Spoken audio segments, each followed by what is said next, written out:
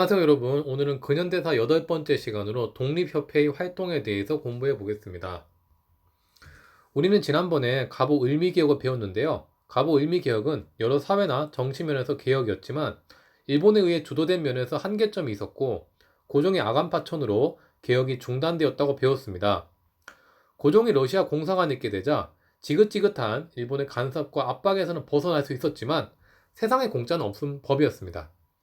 이후 러시아를 비롯한 제국주의 열강은 조선 정부에 대해서 각종 이권을 요구했고 열강의 경제적 침탈은 더욱 심해져만 갔습니다. 당시 이런 상황에서 갑신정변의 주동자였던 서재필은 갑신정변 사면령을 계기로 국내로 복귀하게 되었습니다. 그는 정부의 지원을 받아서 독립신문을 창간해서 백성들을 계몽하고 국가 정치에 도움을 주겠다는 취지를 밝혔습니다.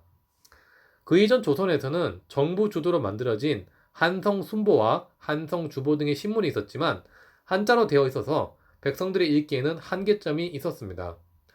하지만 독립신문은 한글판이 있어서 백성들이 접하기 수월했고 영문판을 통해서 조선의 소식을 해외에 알리는 데도 기여할 수 있었습니다.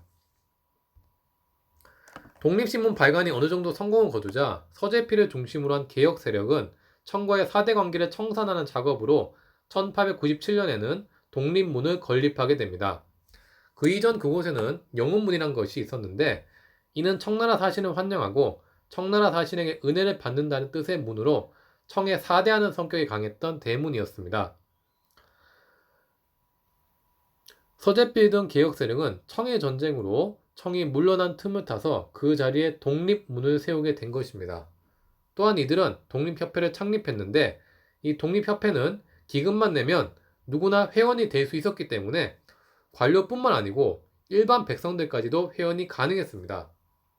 여러분, 생각해보면 신분제 사회였던 조선에서는 항상 지배층 중심으로 단체가 만들어졌었죠. 그리고 항상 이들이 정치를 주도했기 때문에 백성들의 제대로 된 소리를 듣는 것은 불가능했습니다. 하지만 이 독립협회에서는 사회 각계각층이 들어올 수 있었기 때문에 정말 다양한 사회적 목소리를 듣는 것이 가능해진 것입니다. 이건 정말 역사적으로 중요한 사건이라고 볼 수 있습니다.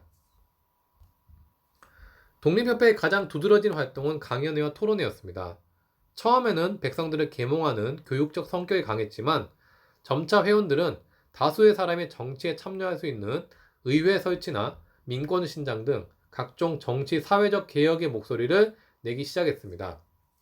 특히 1898년 3월에는 만민공동회가 개최되었는데 여기에서 러시아의 내정 간섭과 이권 침탈을 규탄함으로써 러시아의 전령도 조차 요구권을 좌절시키는 등 큰 성공을 거두기도 했습니다.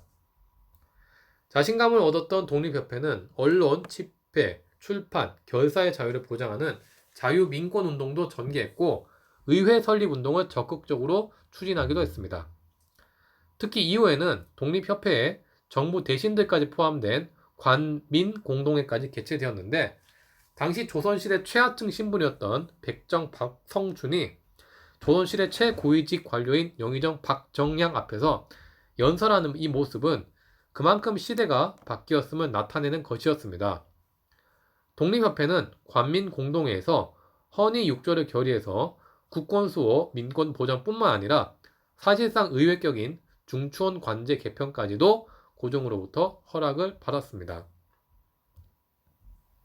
하지만 독립협회의 이런 활동에 대해서 보수 세력은 큰 위기감을 느꼈습니다. 그들은 독립협회가 공화정, 즉 왕정을 폐지하고 정치를 본인들이 중심에 되어서 한다는 소문을 퍼뜨려서 고종에게 큰 위기감을 주었습니다. 이에 고종은 정부의 어용단체이자 보부상 단체였던 황국협회를 동원해서 독립협회를 탄압하고 독립협회의 해산을 명하게 되었습니다. 아쉽게도 이렇게 해서 독립협회의 활동은 중단되고 말았습니다.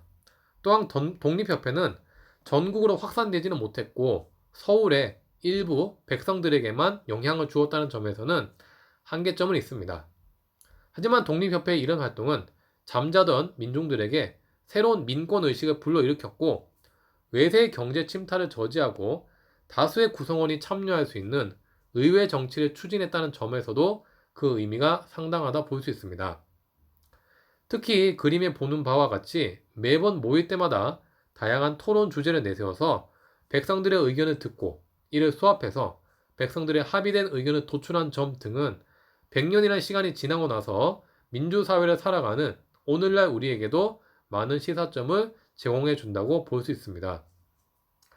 네, 오늘은 독립협회의 이런 활동에 대해서 살펴봤는데요. 다음 시간에는 대한제국과 광무개혁을 주제로 찾아뵙도록 하겠습니다.